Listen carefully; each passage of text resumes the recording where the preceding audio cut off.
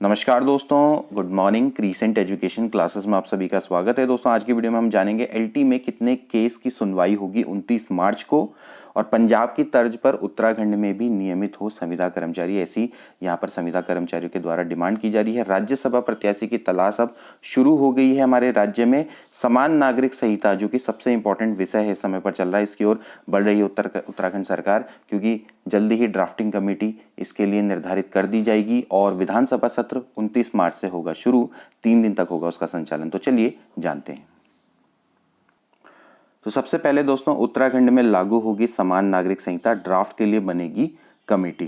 तो यहाँ पर आप देख लीजिए, प्रदेश में समान नागरिक संहिता लागू होगी। इसके लिए बृहस्पतिवार को पहली मंत्रिमंडल की बैठक में सुप्रीम कोर्ट, हाई कोर्ट के पूर्व न्यायाधीश की अध्यक्षता में विशेषज्ञ समिति के गठन पर मोहर लग गई है और मुख्यमंत्री पुष्कर सिंह धामी ने खुद फरवरी में विधानसभा चुनाव से ठीक पहले इसकी घोषणा की थी। तो जैसे कि मैंने आपको बताया था दोस्तों कि जल्द ही उत्तराखंड में भी यूनिफॉर्म सिविल कोड यानी कि समान नागरिक संहिता लागू हो सकती है। ठीक है, और यहाँ पर आप देख सकते हैं गोवा के बाद देश में उत्तराखंड दूसरा राज्य बनेगा। ठीक है, अभी हमारे पूरे देश में देखा जाए तो आर्टिकल 44 के तहत में, आर्टिकल 44 क्या कहता है कि भाई आप समान नागरिक संहिता लागू करो। समान नागरिक संहिता मतलब क्या होता है कि ऐसा कानून जो कि धर्मनिरपेक्ष होता है। ठीक है, यानी कि किसी धर्म को सपोर्ट नहीं करता है। ठीक है, तो धामी ने कहा कि यूनिफॉर्म सिविल कोड का दायरा विवाह, तलाक, जमीन जायदाद और उत्तराधिकार जैसे विषयों पर सभी नागरिकों के लिए समान कानून, चाहे वो किसी भी धर्म पर विश्वास रखते हैं, होगा। ठीक है, तो ऐसा जो कानून है इस समय पर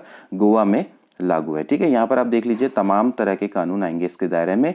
मुख्यमंत्री ने कहा उत्तराखंड में रहने वाले सभी नागरिकों के व्यक्तिगत नागरिक मामलों को नियंत्रित करने वाले सभी प्रासंगिक कानूनों की जांच करने के साथ ही विशेषज्ञ समिति मसौदा कानून या मौजूदा कानून में संशोधन के साथ उस पर रिपोर्ट करने के लिए विवाह, तलाक, संपत्ति के अधिकार, उत्तराधिकार से संबंधित लागू कानून और विरासत, गोद लेने और रखरखाव और सुरक्षता आदि के लिए गठित होगी। ठीक है, यह समिति सुप्रीम कोर्ट, हाई कोर्ट के सेवानिवृत्त न्यायाधीश की अध्यक्षता में बनेगी। नेक्स्ट न्यूज़ है दोस्तों, विधानसभा सत्र 29 मार्च से होगा शुरू, 3 दिन का होगा संचालन। ठीक है, 3 दिन तक चलेगा। उत्तराखंड की जो 5वीं विधानसभा का पहला सत्र है दोस्तों 29 मार्च से शुरू होगा। मुख्यमंत्री पुष्कर सिंह धामी की अध्यक्षता में हुई प्रदेश मंत्रिमंडल की पहली बैठक में विधानसभा सत्र के प्रस्ताव पर मोहर लगी है और ये सत्र क्या होगा, 3 दिन तक चलेगा। पहले सोचा जा रहा था कि भाई 28 मार्च से शुरू करेंगे, लेकिन अब राष्ट्रपति के संभावित दौरे को देखते हुए इसे 29 मार्च से करने का निर्णय लिया गया। इसके अलावा 4 महीने के लिए लेखानुदान पेश होगा। ठीक है, विधानसभा के पहले सत्र में प्रदेश सरकार आगामी वित्तीय वर्ष 2022-23 के लिए शुरुआती 4 महीने के लिए लेखानुदान लेकर आएगी और कैबिनेट की बैठक में वित्त विभाग के इस प्रस्ताव को मंजूरी दी गई है। सूत्रों के अनुसार 4 महीने के लेखा अनुदान के तहत पे 20 से 21 हजार करोड़ रुपए के प्रावधान का अनुमान किया गया है। ठीक है, तो ये एक ऐसा बजट है, जून से जुलाई तक का जो बजट आएगा, और सरकार 2022-23 के लिए बजट प्रस्ताव जून जुलाई में लाएगी, तब तक वह लेखानुदान से खर्चा करेगी। ठीक है,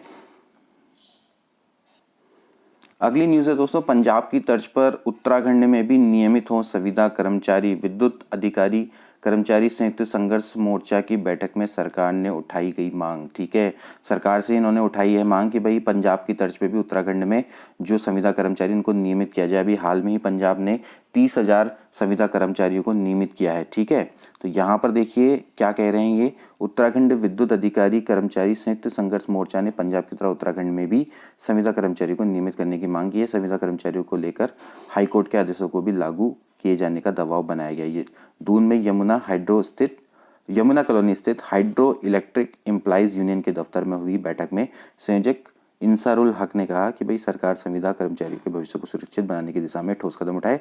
जिस तरह पंजाब की सरकार ने एक साथ 30,000 संविदा कर्मचारियों को नियमित किया है, उसी तर्ज पर उत्तराखंड में भी फैसला लिया जाए। और इस बैठक में तीनों ऊर्जा निगमों में एसीपी की पुरानी व्यवस्था बहाल होने पर खुशी जताई और पुरानी पेंशन की बहाली पर जोर दिया। ठीक है, तो ये बैठक में इतने सारे लोग मौजूद थे और उन्होंने कहा कि भैया हमें भी परमानेंट करो। नेक्स्ट है दोस्तों, राज्यसभा प्रत्याशी की तलाश शुरू हो गई है। भाई उत्तराखंड राज्य में आपको पता है राज्यसभा की यहाँ पर कितनी सीटें हैं, 3 सीटें हैं। 3 राज्यसभा के यहाँ पर प्रत्याशी हैं, प्रदीप टमटा है, दूसरे हैं अनिल बलूनी और तीसरे हैं नरेश बंसल। अब इसमें क्या है कि प्रदीप टमटा का कार्यकाल हो रहा है खत्म। ठीक है, तो भाजपा राज्यसभा को 4 जुलाई को खाली होने वाली सीट के लिए प्रत्याशी की तलाश शुरू कर दी है। ठीक है, कांग्रेस कोटे से राज्यसभा सांसद प्रदीप टमटा का कार्यकाल 4 जुलाई को पूरा होने जा रहा है। ठीक है, तो अब होगा क्या कि भाई आपको पता है कि इस समय पर पुष्कर सिंह सिंह धामी है वो तो अपनी सीट से हार चुके हैं, ठीक है। तो उनके लिए जो भी व्यक्ति सीट खाली करेगा उसको कहाँ भेजा जाएगा, राज्यसभा में भेजा जाएगा, ऐसी बात चल रही है, ठीक है। क्योंकि अब 6 महीने के अंदर अंदर अब पुष्कर सिंह धामी को उपचुनाव लड़कर क्या होगा, अपना सदस्य बनना होगा, ठीक है, विधानसभा का। तो माना जा रहा है कि भाजपा कैबिनेट का हिस्सा बनने से चूके वरिष्ठ विधायक, देखिए कौन कौन भेजा जा सकता है, बिशन सिंह चुफाल या फिर बंशीधर भगत, क्योंकि कल मैंने वीडियो में आपको बताया था कि इनको इस बार कैबिनेट में जगह नहीं मिली है। तो बिशन सिंह चुफाल या बंशीधर भगत में से किसी एक को राज्यसभा भेज सकती है। यदि वह रणनीति सफल रही तो खाली हुई सीट से मुख्यमंत्री पुष्कर सिंह धामी उपचुनाव लड़ेंगे और नियमानुसार धामी को 6 माह में विधानसभा का चुनाव लड़ना है। ऐसे में सरकार गठन के बाद अब भाजपा संगठन सीएम के लिए सेफ सीट के इंतजाम में जुट गया है, ठीक है। तो भाजपा के सूत्रों के अनुसार वरिष्ठ विधायक बिशन चुफाल या फिर भगत, ठीक है, बंशीधर भगत में से एक विधानसभा सीट खाली कराकर उस वहां से सीएम चुनाव लड़ाई जाने की चर्चा है, ठीक है। तो जो भी इसके लिए सीट खाली करेगा वो फिर राज्यसभा में जाएगा। अब दोस्तों बात करेंगे कि आखिरकार 29 मार्च को कितने केसेस की सुनवाई होने वाली है। दोस्तों इसके लिए मैंने चेक किया तो यहाँ पर देखिए दोस्तों, ये जो रिट पिटीशन है 116/2022, इसका एक अगर आप ऑर्डर देखेंगे तो यहाँ पर आपको पता चल जाएगा कि जो WPSS 116/2022 विथ WPSS 90/2022, 190/2022, 193/2022, 263, 308, 310, 340, 354, 353, 402, दोस्तों इतनी सारी जो रेट्स हैं इनका दोस्तों केस की सुनवाई होने वाली है। ये सभी दोस्तों एलटी से रिलेटेड है। Mister Vinay Kumar advocate for the petitioner, miss Indu Sharma brief holder for the state of Uttarakhand, mister Pankaj Purohit advocate for the commission, ठीक है। लिस्ट दीज पिटिशंस ऑन 29/3/2022, यानी कि 29 मार्च को दोस्तों बहुत तगड़ा दिन होने वाला है। इस दिन बहुत सारी रिट्स की दोस्तों सुनवाई होने वाली है। आप देख सकते हैं कि एक के बाद एक कई सारे केसेस यहाँ पर निकल कर आ रहे हैं। अभी तक देखिए जो 90/2022 वाला था, ये अनिता जोशी वाला था, जो कि एलटी हिंदी का मामला है, ठीक है।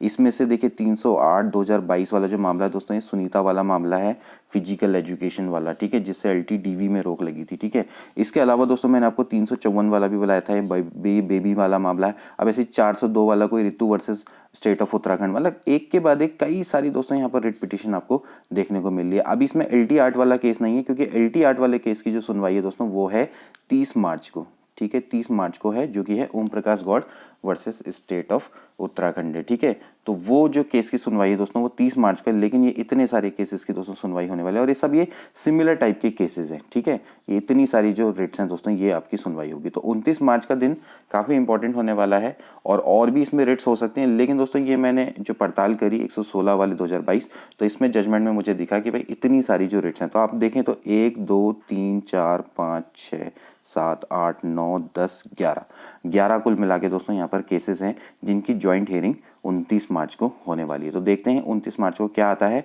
जैसे कोई डिसीजन आएगा तो आपको बताऊंगा। अगर कोई इंपॉर्टेंट चीज़ होगी तो बताएंगे। मिलते हैं अगली वीडियो में। Good bye.